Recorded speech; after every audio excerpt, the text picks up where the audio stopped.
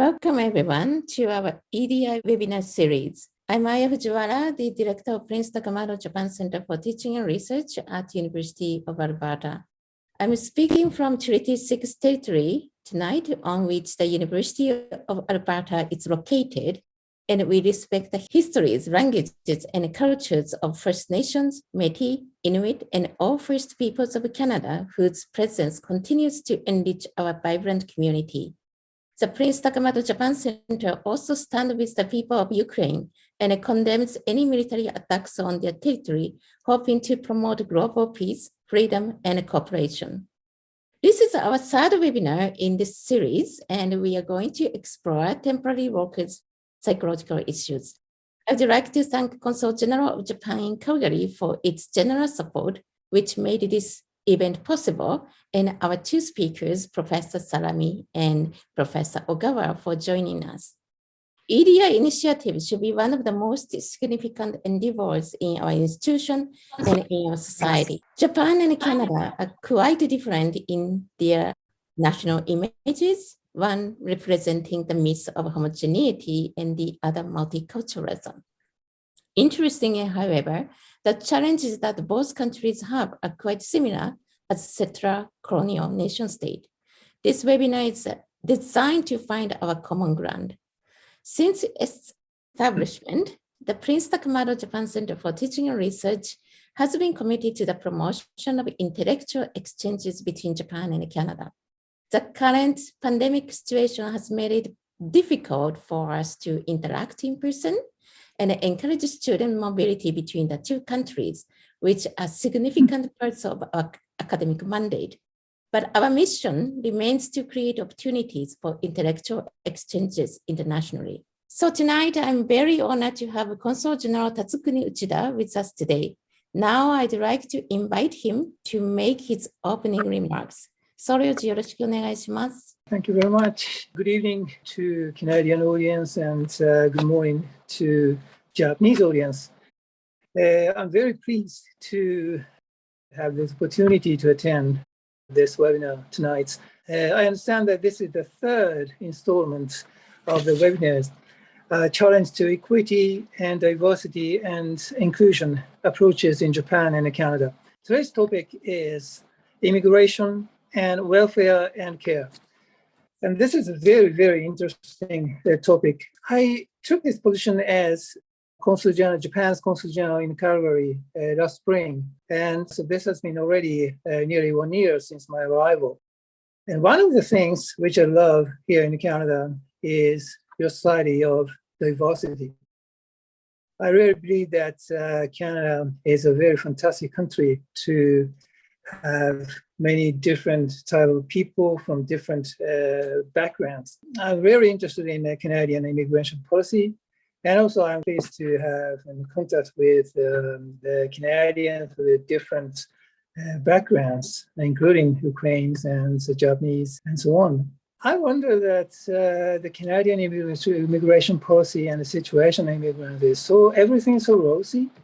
And that is was something which I'm very interested in. And also, whereas in Japan, we are now on the way to more diversity in our society and our country.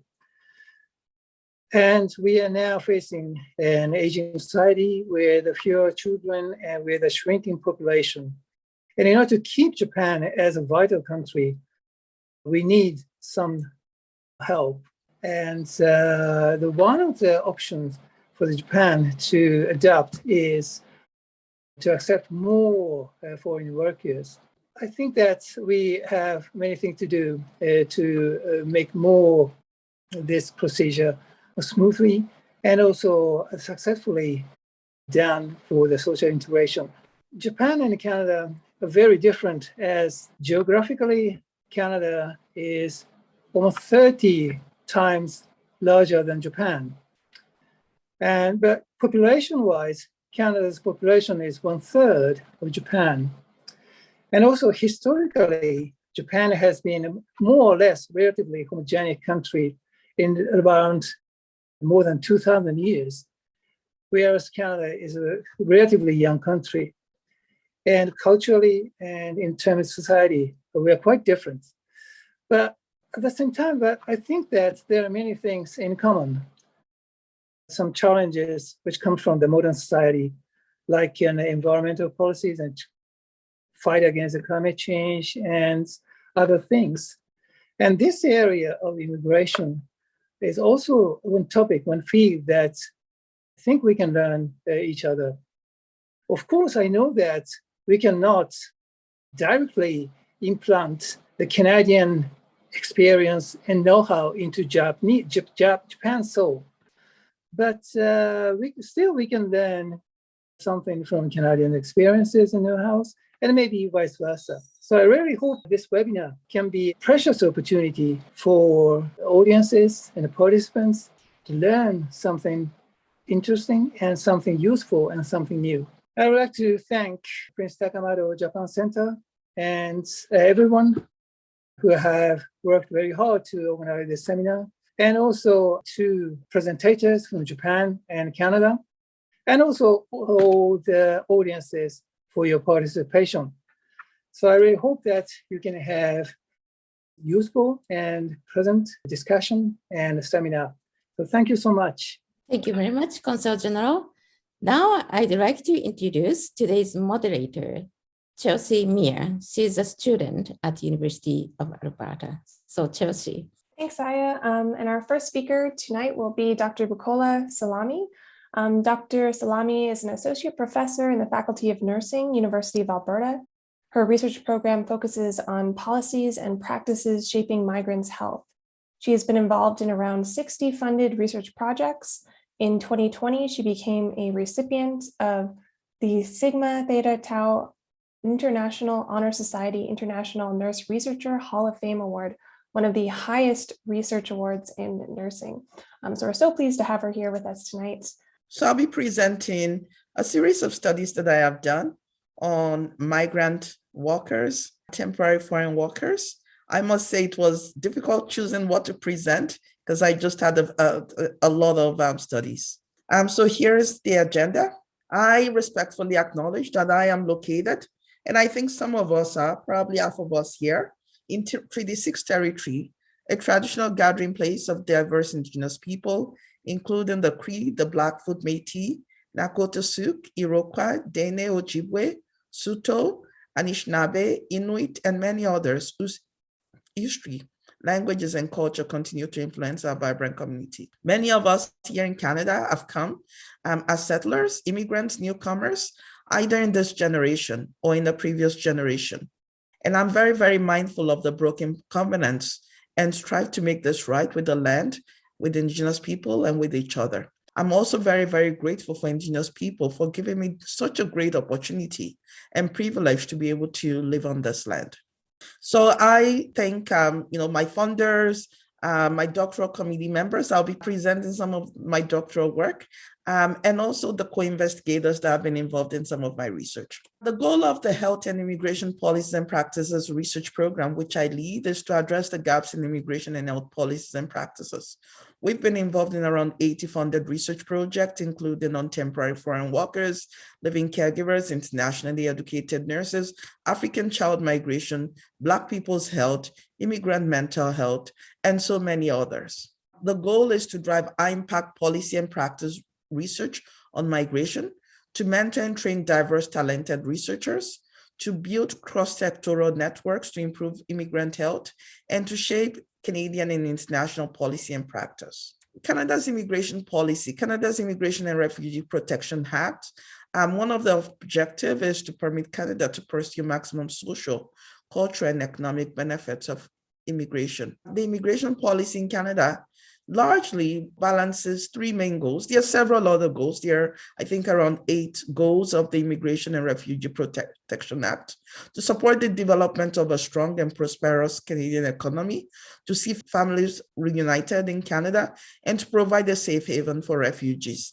And because of this, we have several immigration routes in Canada. We have permanent immigration routes, and we have temporary immigration routes. The Federal Skilled Worker Program, the Provincial Nominee Program, the Family Class, business class, and also we have individuals who come as refugees, humanitarian refugee claimants.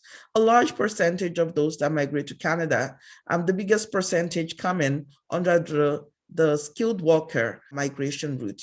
We also have temporary foreign worker. Caregiver program could be argued to be both a permanent and also a temporary route. The temporary foreign worker program with LMIA, which allows individuals to be able to come to Canada on a temporary basis to be able to work in Canada, although we know that some of them, they continue to stay in Canada for a long period of time and just continue renewing their visa over time. We have the seasonal agricultural worker program, which allows agricultural workers to come to Canada, usually for maybe around 8 months of the year. And oftentimes during the cold season, they go back to their countries. And many of these individuals come from Mexico and also the Caribbean. An international mobility program and a lot of US Canada agreements come through the international mobility program. So I'll talk about my doctoral research. We looked at the migration of Philippine educated nurses to Canada through the Living Caregiver Program. I used the global care chain, and the global care chain is a concept by Hochschild. It's a transnational feminist concept that looks at the personal links across the globe based on unpaid work of caring. And it really takes into consideration the interlocking identities related to gender, race, class, and nationality. So a perfect example of a global care chain is a woman working in North America. For her to be able to work, she may need a caregiver to be able to provide childcare for her kids. So she hires someone from the Philippines to come and take care of a child. Of course, the person in the Philippines also has a child that then she passes over to a relative or someone else. So what we start seeing is a transfer of care work down the hierarchies of both gender and also nationality. I interviewed 15 Filipino living caregivers and 9 stakeholders, and also including one immigration policymaker, 4 nurse educators, 2 representatives of support groups, and 2 recruiters. This is some of the data, and one of the things that becomes clear in this, and these are nurses that had worked. When I started my interview, I realized that many of those nurses had worked in Saudi Arabia prior to migrating to Canada. There tends to be 2 different paths. A lot of living caregivers to Canada work in Hong Kong and Taiwan before coming to Canada. But I found that a lot of those that were actually nurses tend to work in the Middle East before they migrate to Canada. So of course, my question here is, why do nurses work as living caregivers in other countries? Work as living caregivers in Saudi Arabia, earn a lot of money, some of them working as supervisors, and then they decide to come to Canada to work as domestic workers. One of those was citizenship for the family. One said, I thought I can start even in the lowest position, as long as in the long run, I'm looking for the future, that I can bring my family and we can all be together. It's all for the family. That's my main purpose of coming here. And many of them talked about the role of family in the decision-making process to come here. With everyone that was telling me it's all because of the family, I decided to interview 2 people that didn't really have family members or didn't have children. And one of those people said, well, I am hoping that in the future, I'll be able to bring my mother to Canada. So then it still tells me it's all for the family. And then the other person said, well, yeah, I wonder why I'm still here. I want to just get my PR and move back to Saudi Arabia and continue working in Saudi Arabia. So that helped crystallize that maybe really the main advantage of coming here as a living caregiver and experiencing downward occupational mobility is not just for yourself, but also to provide a better future for your family, especially if you're already living a better life in Saudi Arabia. Social status, if you come from the US or Canada, it's more higher socioeconomic status. So the first thing I think of coming, I'm not thinking of what other life I'm going to face here. And lifestyle and freedom, because Saudi Arabia is not that open. I can bring my children there. If my husband is there, we can stay there, but eventually I'll send them back because I don't want them to grow up there.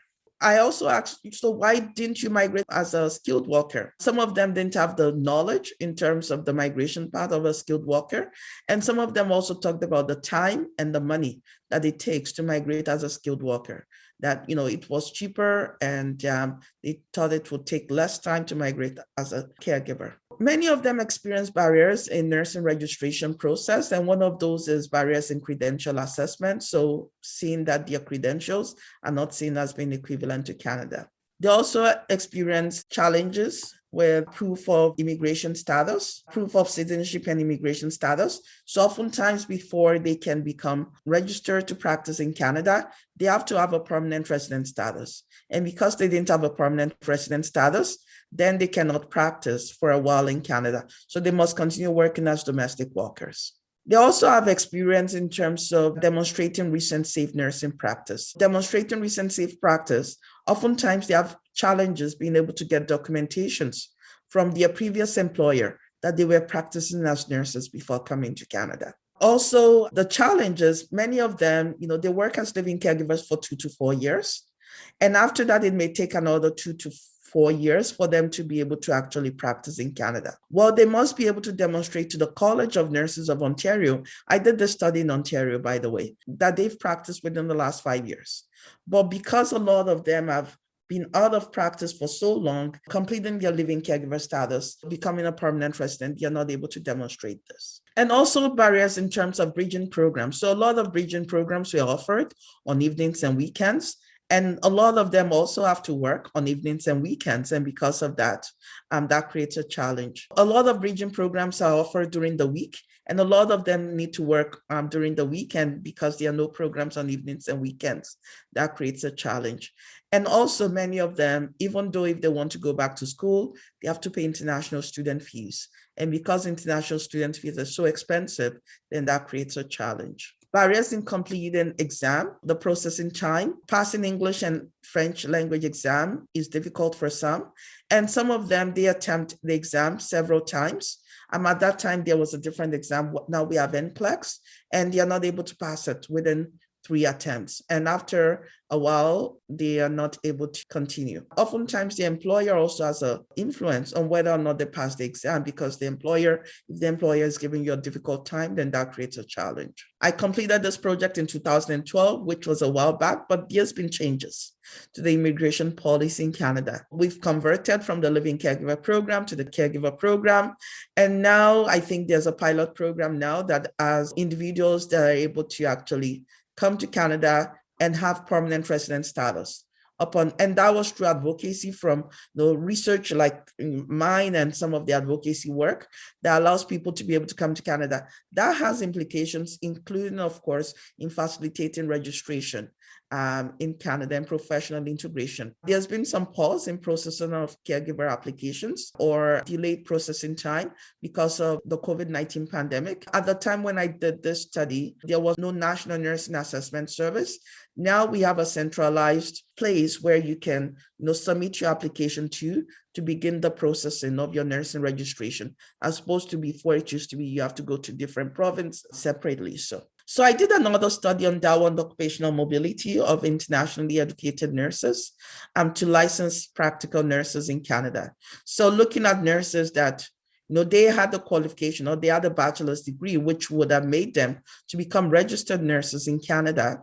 And registered nurses in Canada, usually you need a 4-year equivalent degree, but they were working as licensed practical nurses, and as licensed practical nurses, usually you only need a 2-year diploma. So what are some of the factors contributing to that? We interviewed 14 Bachelor prepared internationally educated nurses, and we thematically analyzed our data. Some of them migrated to Canada for better personal and professional lives. I just wanted a good education for my children. I'm here because of the children. So I hope that you're listening to how gender influences people's choices in terms of migration. Gender roles as mother influences people's choice to be able to actually accept a downward occupational mobility just to be able to provide for the needs of their children. I was looking for a better life of my children. And also in the Philippines, we don't get paid a lot. And also gender roles also influences people's professional integration. Sometimes people are trying to study at the same time as well as take care of family. And sometimes it's common for women to prioritize the needs of their family. That delays their registration process. Difficult credential assessment and recognition. I was working as a full-time not only full-time. At the back of my mind, I didn't push through the application. So at the time, it expired. So there are some that start the process. The process just gets delayed long and long and long. Things expire. On the long run, they don't end up actually practicing. One said, we never expected the credential process will be long, and it's different. They didn't tell us that the substantial, now that has changed, exam evaluation criteria that we have to go through. And IENs that I've spoken to lately keep talking about, the length of time it takes, that it could take around 1.5 to 2 years for you to actually, after you started the process and I arrived in Canada, for you to be able to start practice. Barriers in pre-gen program. I know a lot of classmates who have kids who are toddlers and they're struggling because some of the people I interviewed for this were living in Edmonton. If they need to take a bridging program, they need to drive to Calgary because there are no bridging programs in Edmonton. So imagine if you're living in Edmonton and you need to complete a bridging program, the one available at Mount Royal University. For 2 years, you have to either be traveling back and forth or relocate. This is something that is very, very amendable to government intervention to create a bridging program that is available in Edmonton. The only school, some in Toronto, talked about the school that is in Toronto. There was a news report that said the College of Nurses, there was a time that they would tell maybe every year around 500 internationally educated nurses to go and complete upgrading programs. But there was only 50 spots available. And that really creates a barrier because there's really no spot available. Difficulty in passing the language exam and nursing exam, and long processing of the registration and shorter process. Some of them are also motivated to go to take the LPN route because the LPN route, the processing time they found is shorter. So they go the LPN route because they know the RN route will take them longer. They experience de-skilling once they register as LPN and also ambivalent skill recognition. So oftentimes they find that they're not able to use all the skills they have as LPN. I'll talk about a project that I recently completed, and this is the first time I'm going to present any data from this. It's going to be published soon on migration and precarity from the temporary foreign worker program to permanent resident status. For this project, we sought to look at the experiences of individuals who had transitioned from being temporary foreign workers to other status and what factors contribute to it. The data that I will present here is to look at those that have transitioned from temporary foreign workers to undocumented migrant status. I interviewed 38 qualitative interview with 39 temporary foreign workers in Alberta. We also did a survey of 187 current or past temporary foreign workers. And we did 3 focus groups, and each of those focus groups had between 5 to 8 people. And we did 6 conversation cafes. The conversation cafes had between 10 and 100 people on each conversation cafe. For the interviews, we had 11 temporary foreign workers who were undocumented or without status. And for the survey, we had less people that were undocumented. I think we had maybe around 5 or 6 that were without status. And 53% men, 46% women. So some of the factors that influence their transition from temporary foreign worker status to student or undocumented status, it includes the fact that they've made a huge investment to come to Canada. Some of them have paid between $10,000 and $30,000. When you lose your status, you can't just go back because you have a whole burden on you. And there's also humiliation of going back that contributes to this, and also exploitation that some of them have. Application delays. So some of them experience delays in terms of the application with AIMP. AIMP is Alberta Immigrant Nominee Program.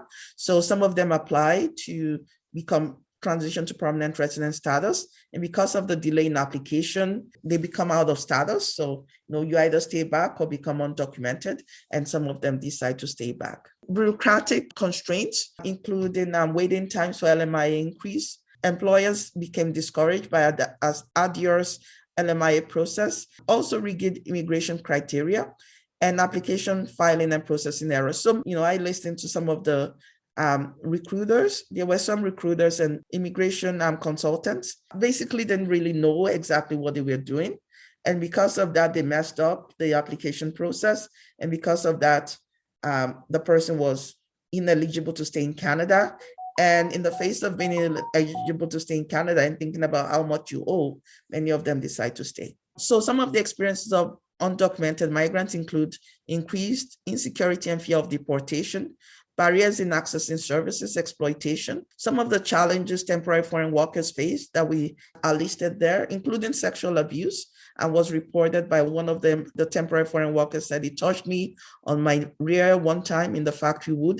I was working on the wood and selecting wood, and I feel the finger just passed and just touched my rear."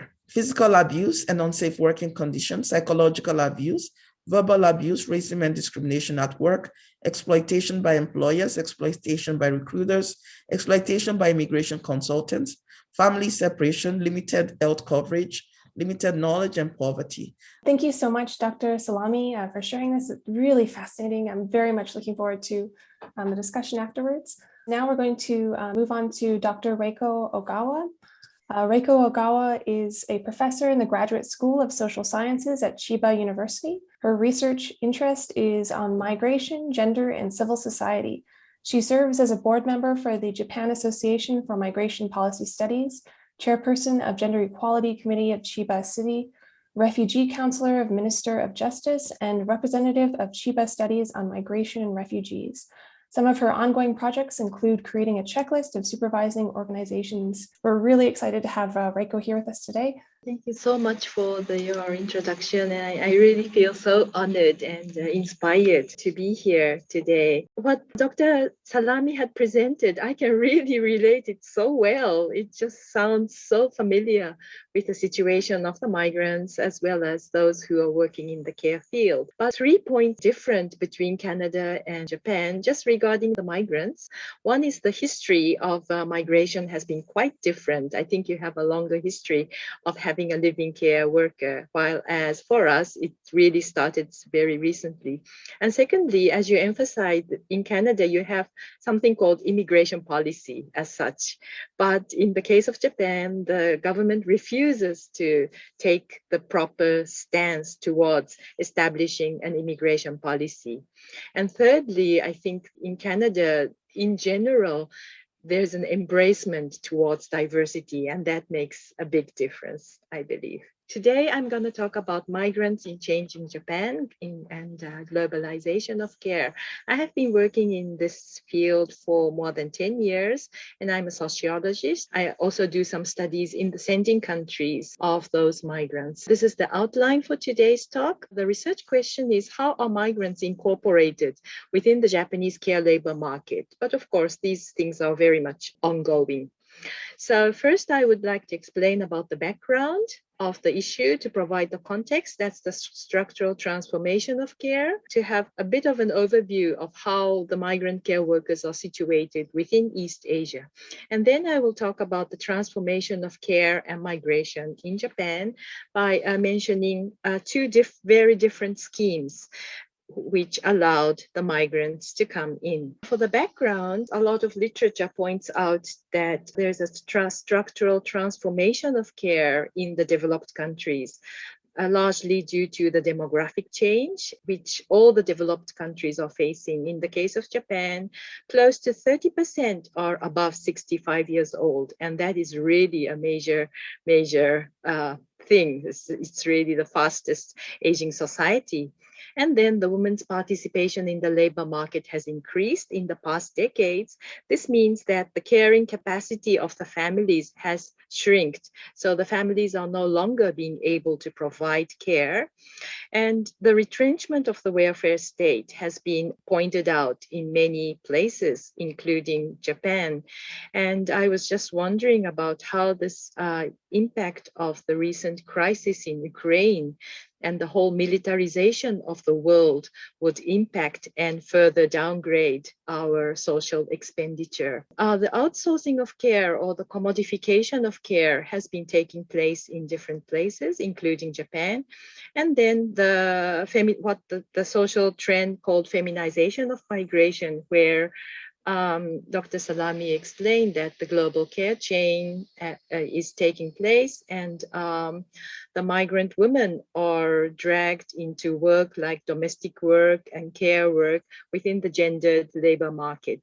in the international gendered labor market. If we look at how the migrant care workers are incorporated within the East Asian welfare state, the East Asian welfare state is often described as familialist and developmentalist. Developmentalist welfare state prioritizes economic growth over the social welfare of their citizens and depends on the family to provide care. But if you look at Table 1 and Table 2, you can see that there's a significant difference in the number of migrant care workers. Well, here, Japan has much larger population with the highest aging ratio, but the number of migrant care workers remains so small. So the number of migrants actually do not correlate with the magnitude of its aging population.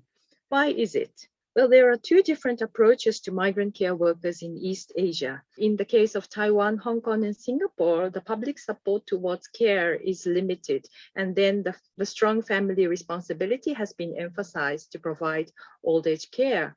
There, they have a very liberalized immigration policies and market solutions for the family to hire the migrant care workers. The majority of the migrants work as living care workers, while as Japan and actually Korea has introduced this long-term care insurance, which is a social insurance to finance care that aims for socialization of care.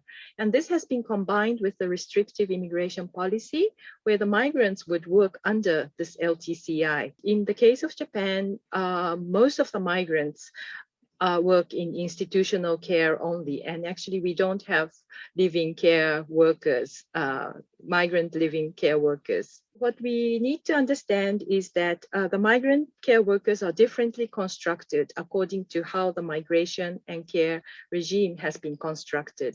In the case of Japan, these are the number of the migrants in the labor market.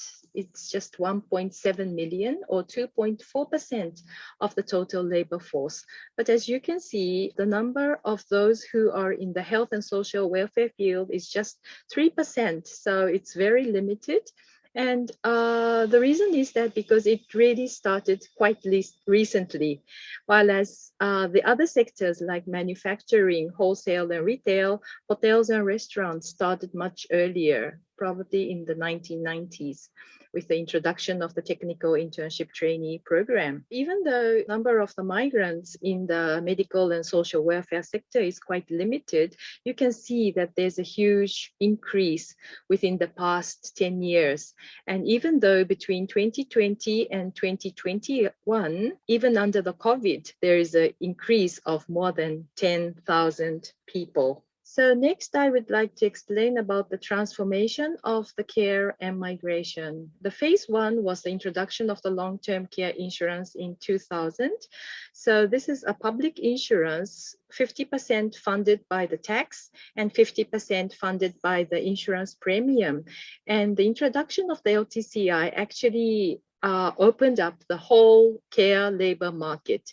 So the care labor market expanded rapidly because the LTCI allowed different service providers to come in. So the non-profit organization, the for-profit organization, they all came in to provide services. Then secondly, in year 2008, there was this economic partnership agreement being established with Japan and Southeast Asian countries. In this free trade agreement, there was attachment that the migrant nurses and care workers are allowed to come to Japan, and I will explain a bit more later. And the third phase started in 2017, where the government amended the immigration law to allow people to come in and work in the field of care under different schemes.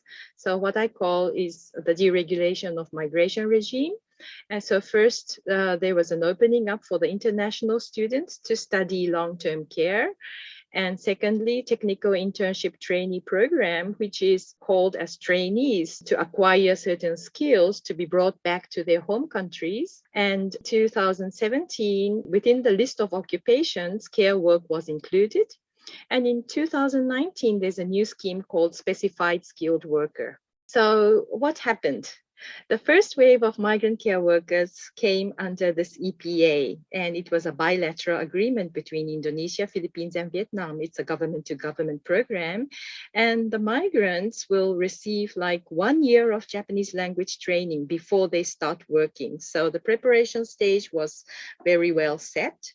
And the people were recruited from the graduate of nursing schools or a 4-year university of the college graduate. Actually, they have experienced a similar kind of de-skilling, which Dr. Bukola talked about.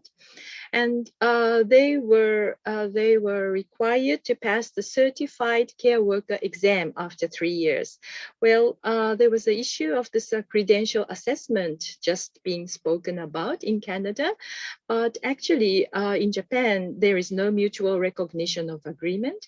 And of course, the care work, or especially long-term care work, there is no such credentials in the sending countries. So the credential assessment was out of question. So they had to study Japanese and they had to pass the exam in Japanese. But once they are certified, they can renew the visa for indefinite period of time and they can bring their families. So after more than 10 years, what happened is that these are the number of care workers. There close to 6,000 of them have arrived, within which 1,754 has passed the exam and became a certified care worker. The latest figure says that at least 3,152 are working as care workers. But this should be much more because they have already changed their visa status. But also it should be noted that though they became certified care worker, not everyone will stay in Japan and seek for opportunities elsewhere. And I know some of them have actually migrated to Canada. This is the newspaper clipping saying that the first batch of Indonesian care worker has passed the exam of a care manager, which is a higher position. So he has been aiming high. And also some of them have passed the nursing exam. And this is a photograph of Japanese language course being given to the spouse of the migrant care worker. What happened is that after 10 years, the people became the leaders or the managers within the care facility, and they brought their families, and some of them had already got the permanent residency. Since this was really the first time for the care facilities to employ a foreigner as their staff, the care facilities were extremely reluctant in the beginning. And some of people said Japanese can only be cared by Japanese. In fact, when it took place, this is something that is happening. This is an interview to a director of a care facility. He says that in the beginning, we were not sure how the elderlies and the families will respond. But when they actually start working, they became very popular from both sides. It was really good to have them. The families would usually ask the Japanese staff who understands the language, but they ask the EPA care workers as if they are supporting them. So there was a very good supporting environment and team building in the working place.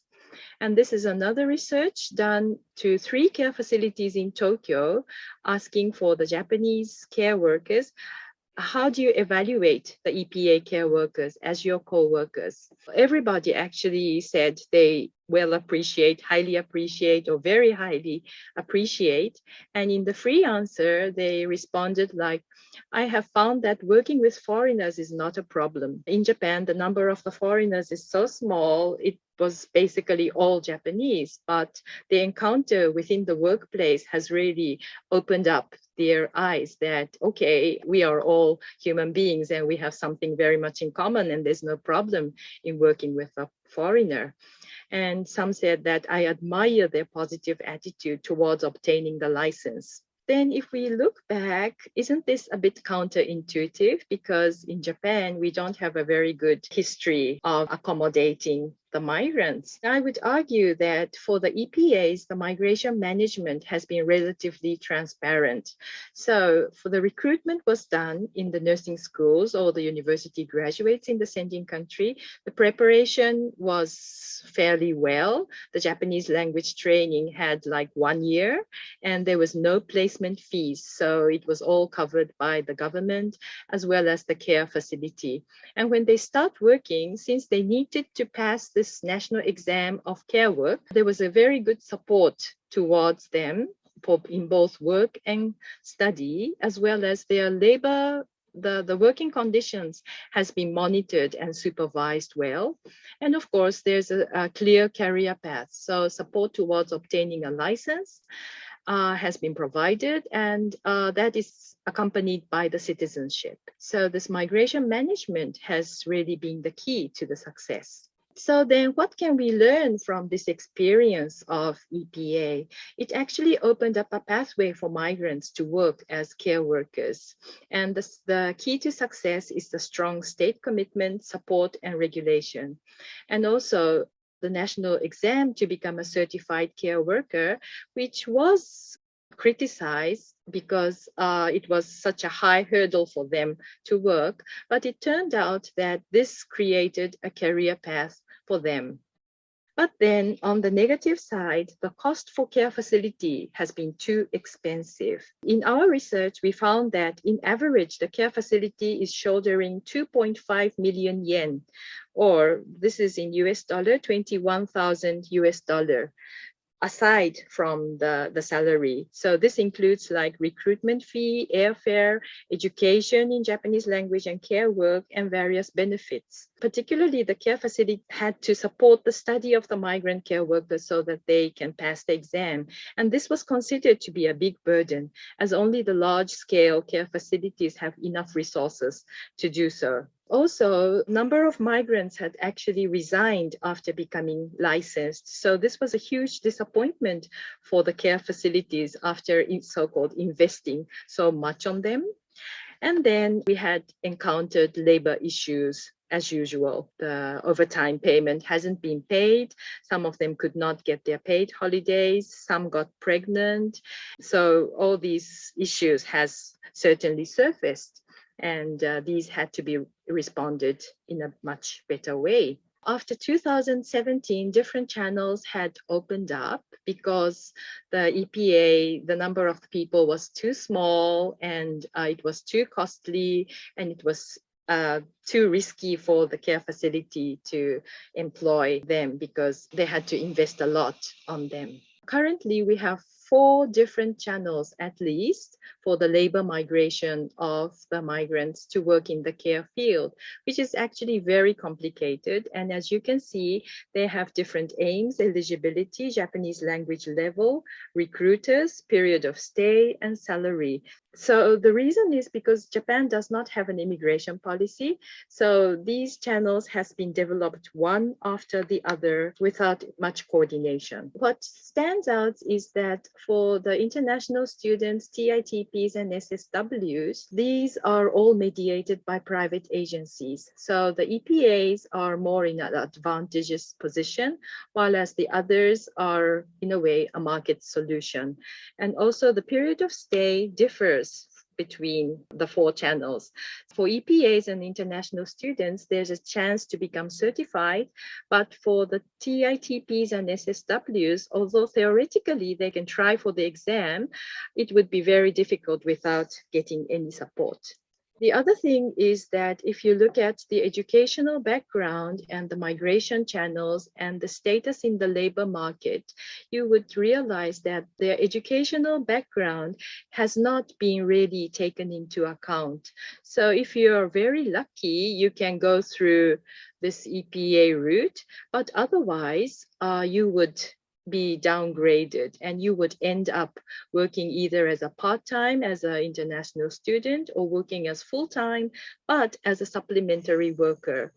But then it is unlikely that the migrants will have all the information before they make the decision.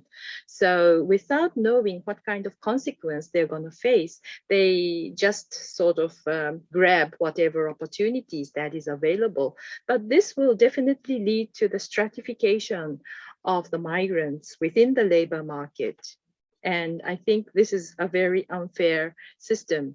And actually, it goes against the WHO Global Code of Practice on the international recruitment of health personnel, because the migrant health personnel should be hired, promoted, and remunerated based on an objective criteria. But within this system, it is not possible. The other issue is the marketization of care. As you can see, the institutional care under long-term care insurance, the law has been changed in 2015 because the cost has been too much. And now only those who have serious care needs can be admitted under the LTCI. But with the growing aging population, the number of the elderly in institutional care just has to go up. So those people who are not covered under the LTCI has been increasing. And this is actually related to the deregulation of migration. In an interview to an Indonesian EPA certified care worker, she said that Japanese staff are always talking about resigning, but the care business is expanding. So the care facility is aggressively recruiting the TITPs and students, and they do not provide any training. So I pity on the elderly. So this means that the deregulation of migration and marketization of care is closely connected. And here, the care facility is recruiting the TITPs and students who are not actually free laborers. The TITPs has to finish the contract. They cannot change their employers until they finish the contract or get the certificate. And for the international students, they usually come under the scholarship. But scholarship you need to pay back by working in the care facility. So actually, these are the people who are not free laborers. And what it means to be a migrant sounds very much similar with what we've heard in Dr. Bukola's presentation, that they are all facing a similar kind of issues. And especially the issues like reproductive right is a very challenging issue because actually the migrants are undertaking the reproductive labor while their reproduction has not been guaranteed. So the migrants has to be guaranteed with the same rights as citizens. Well, this is the Migration Integration Policy Index, where Japan ranks 34 below the average. Well, Canada actually ranked 4. And in the report, it states the reason that because Japanese policies still refuse to recognize that Japan is a country of immigration, this denial leads to contradictory policies, and it will only go halfway to guarantee the migrant equal opportunities like health and education, while also denying them several basic rights, most notably protection from discrimination. The way that governments treat immigrants strongly influence how well immigrants and the public interact and think of each other. Japan's current policies encourage the public to see immigrants as subordinate and not as laborers. So anti-discrimination measures in ensuring equal treatment and seeing migrants as members of the society is really urgently needed. So this is what I created with a migration care nexus. Since Japan does not have an immigration policy, the migrants are fragmented according to their residential status.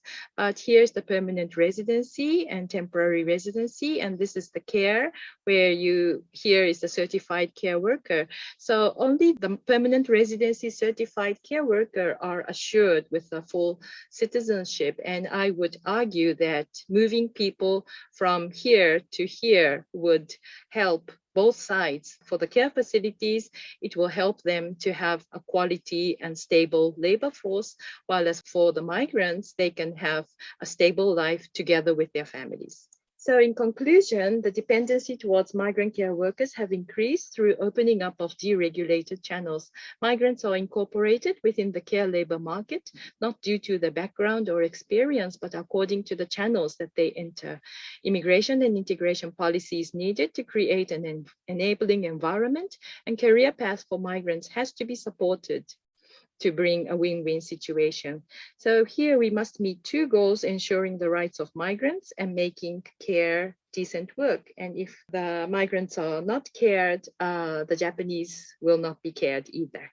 Okay, so thank you very much. Thank you so much, Reiko. That was another really fascinating discussion. I think we'll start with more of an open question. Dr. Salami, you yourself immigrated to Canada from Nigeria at age 16. And in an interview with The Gateway, you're quoted as saying, often a lot of the things I'm studying is actually studying myself. And I wanted to know, how have your personal experiences shaped your research? When I first started my journey into this, was in undergrad. I was a nursing student, and I was told, pick a subject and talk about nursing policy.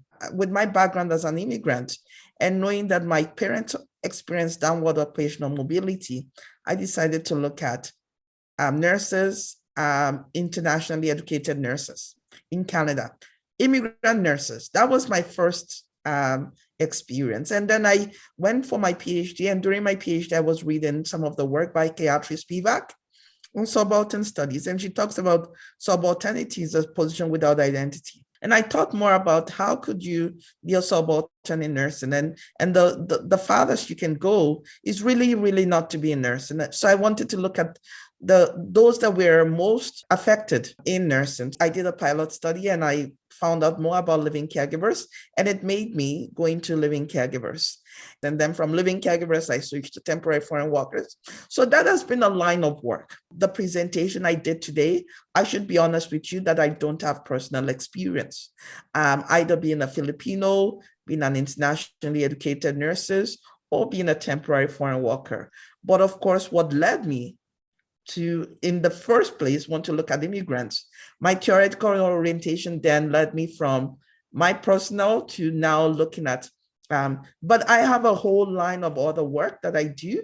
And what I present today is actually a very tiny bit of the bigger things I do. A lot of the work I do now are on Black people, Black youths, mental health of immigrant population, and the experience of African population immigrants in Canada.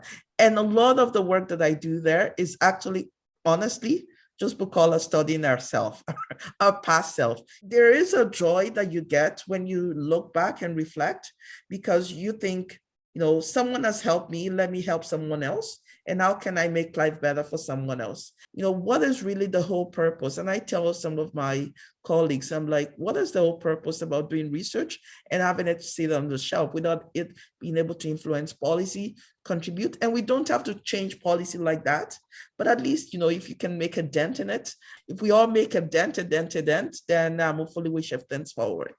Yeah, we can really feel your passion, I think, when you talk about your research. And as you say, it might not even be directly involved, but it seems to light a fire, at least for you, and drive you to do research and also community work. So thank you. The same question for Reiko. I'm curious, what inspires your research? Yeah, well, thank you very much. Actually, I'm born in like a 4-generation family where we had the grandparents and the great-grandparents, and it was a big family.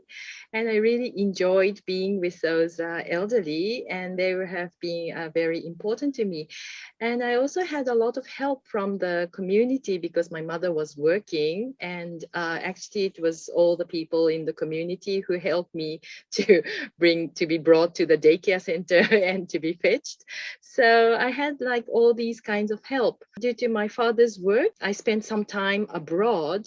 And when I came back, I really faced a big difficulty in adjusting or readjusting myself in Japan. So in a way, I really had experienced part of the hardship that the migrants are going through in understanding Japanese, writing Japanese properly, or how to be well fit within the society. And also I worked in the international development field for quite some time, helping the people in Southeast Asia to develop their project and empower themselves. And I also had a lot of friends there. And but actually, these are the sending countries of the migrants. So here you have like your immediate family, the elderly that needs to be taken care of, and then you have the migrants coming into Japan. So you have both sides, and I was sort of in the middle. So I do care about both, and I really want them to live a dignified life. But then the current system, there's a lot of gaps, a lot of discrepancies, and a lot of unfairness and exploitation and abuse. after becoming a researcher, I really wanted to help them. And I'm currently working with different stakeholders, including the care sector, in how to build a better infrastructure to accommodate the migrants in a better way. So we are now working with the checklist of those supervising organizations, which can often be quite exploitative in some way.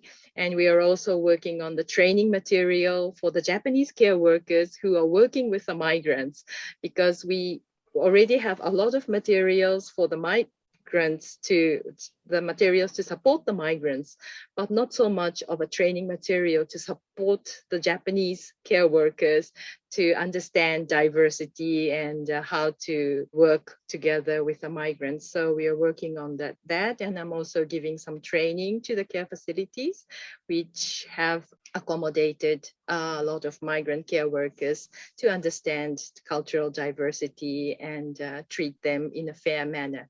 Thank you. It's so interesting how both of you can draw from your personal experiences to give you insights into these topics. We had a comment. They pointed out it sounds quite distressing for the migrant nurses and temporary agricultural workers.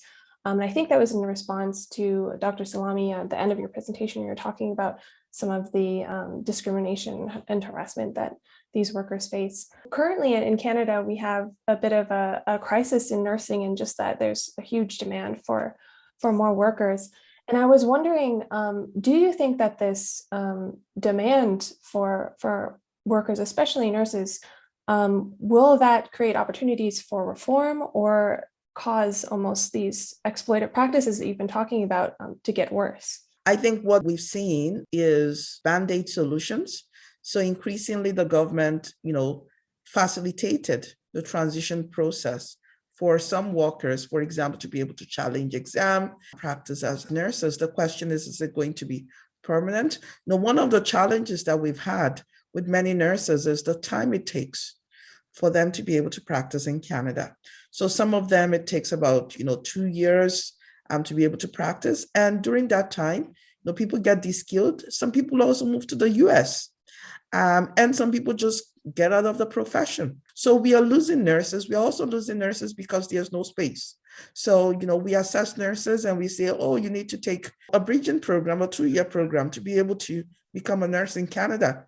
The only thing is that we are telling 500 people they need to take a 1-year program, but there's only 50 spots or 60 spots available. We have an opportunity here. I mean, nurses have a vital role to play in terms of us responding to this pandemic and also to future pandemics or emergencies. And we need to ensure that we have the sufficient workforce and a diverse workforce at all levels to be able to meet those needs. That's a really good point. And I'm curious, Reiko, from your perspective from Japan, you interviewed a lot of workers and also their colleagues. And I was wondering what these workers described to you as being the most challenging coming to Japan, a new country. And how do you think that Japanese work culture needs to change in order to accommodate these new arrivals? Because the migrant care workers are in institutional care. Institutional care means to say that the staff has to work in a team. Actually, compared to the living caregivers that are interviewed in Taiwan, the language requirement is actually very high. And I had the question also, what is the language requirement? So for the TITPs, it's actually JLPT N4 level. So if you're from a non-Chinese character country, you may have to study for several months in your home country, and that's a lot of investment actually. While as for other countries like Taiwan or Hong Kong, if they want to go there, there's no language requirement to learn Chinese, or even though if they had, it's very minimum. So this Japanese language requirements are actually very high and time consuming, as well as financial burden for the migrants. Recently, a lot of care facilities are using the IT technologies to amend those communication gaps, which is really good. But because you can't expect Japanese to speak like Bahasa Indonesia, for example, the migrants has to adapt to the level of the Japanese co-workers. If that is not enough, the kind of job that they are going to take would be more like a marginalized kind of work. So which means that like cleaning, for example, changing the diapers. So, and then they will not really get into what it means as a care work, the real essence of the care work. So they sort of fail to build up their skills. So the language has really been a problem.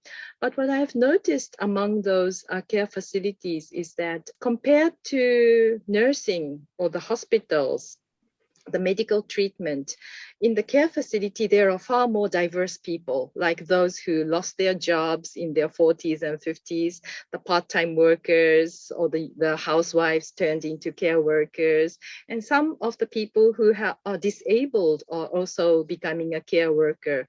So the composition of the staff is far more diverse in the care facility.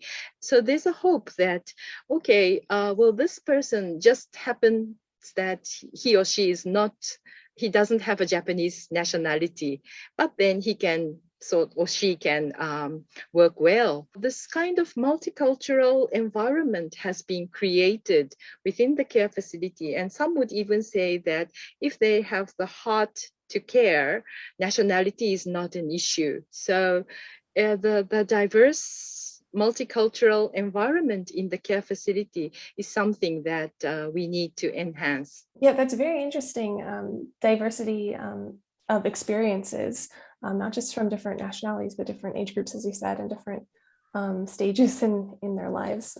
Dr. Salami, whether there were any trends you noticed in terms of like the age of workers who are coming over. You mentioned that some of them have young kids. Yeah, some of those that I interviewed, but I wanted to comment on Dr. Ogawa's comment about the diversity. And one of the things that we notice in our healthcare facilities here is when you go to those that are providing care work, there tends to be more immigrant people. So the higher up you go in the hierarchy, the less immigrants is one of the challenges you notice. Sometimes there's also segmentation, like immigrant population being much more, for example, in long-term care than, for example, in acute care or community care setting. So yes, there's diversity, but also thinking about inclusion in terms of the language requirement for nurses in Canada. That is a big challenge. So for internationally educated nurses, some of them are unable to, they have to speak, read, write, and understand English and or French. And they have to pass either the IELTS CELBAN, or I think there's another exam in Quebec. And some of them are unable to pass this exam. The other thing is, I've heard from some nurses that after like 2 years, it expires. So you may pass it now. You start the registration process. It takes 2.5 years for you to complete the registration process, and it's expired. So then you have to take it again, take the exam again, and there's minimal score in each category. And then you may take it again, and now you don't meet the requirement when, of course, you've passed it before. So that's one of the challenges that some of the nurses here also experience. And I don't think it's actually nursing only. I think it's also many of the other professions. I know for international medical graduates too, that, after about 2 years or so, they need to retake the exam. It sounds like an incredible amount of investment for something that may not have a payoff, as you say. So I wanted to ask one last very quick open question of both of you. So Dr. Salami, in addition to being a researcher, you're also an activist and community leader. Can you talk a bit about politics in academia and why it's important for academics to take a stand? You mentioned before that the time is now for us to seize this opportunity. One of the African feminists that says, you're either part of the oppressor or you're the oppressed. Which one are you? And, you need to take a stance. Not speaking is, basically supporting. I do a lot of community engaged research. And by that, I hope to really, really capitalize on the strengths of communities, build their capacities, and actually also use that in terms of informing policies it's a lot of reward. And the reward that comes to it is when you know that you've been able to help someone out. I mean, you don't have to help 10,000 people, but if your research is just able to change one person's life, then, you sleep better at night, and that's part of the reward. Reiko, I guess I would ask you the same question about the intersection of politics and academia, especially in a country like Japan, who is sort of on the verge of change, but also has this strong sort of neoliberal and nationalist discourse that's also coming into play. I think both the neoliberal as well as the nationalistic or the conservative trend has been strengthened in the past decades. I think it also has to do with the value that we have. Everything has to be very efficient and effective and be very productive, which sidelines the reproductive work. But I think what we are facing is that the whole social reproduction of the society has been coming to crisis because of this growth-oriented economic model that would not take into account the whole reproduction, whether the reproduction of the natives or whether the reproduction of the migrants. So being pregnant, having a baby, having somebody to care is really being considered as a kind of a negative thing, because you cannot be efficient enough, you're not producing enough. But I think the whole value has to be changed. And so as the value that the whole nationalistic idea that the Japanese is like this. Like I encountered one comment by a Japanese director in the care facility that I was talking about the migrant care worker, and who is really brilliant, and he can handle everything very well, a very well trusted person. But then the director suddenly said that, but then he doesn't eat Japanese food at home. And I was really so shocked, because I thought that he can be capable of becoming the future director. But then this person was sort of clinging onto the idea of this Japaneseness, because in the care facility, it's also a lot of nationalistic cultures has been displayed, like every event, the seasonal events, for example. So to exclude himself and exclude his capability only because he doesn't eat Japanese food doesn't make sense at all. I was really shocked to hear that. So there's a very strong trend of this neoliberal as well as the nationalistic, and I think we have to face both. The main thing I wanted to say is in terms of reproductive rights, that came up also in some of my studies in terms of temporary foreign workers and having to choose between your reproductive right and staying in Canada, and feeling like, you don't want to have a baby because you feel like if you have a baby, your employer is going to terminate your employment, although they won't say it's because you had a baby that they'll terminate your employment. And that really, really creates a struggle for some women in Canada, for some temporary foreign workers. Thank you very much, everyone. Chelsea and Professor Salami and Professor Ogawa. This was very interesting. I'm so delighted if your collaboration project comes out of this webinar. But thank you again, Consul General Uchida, for your support and staying with us. And I greatly appreciate all participants for joining us today.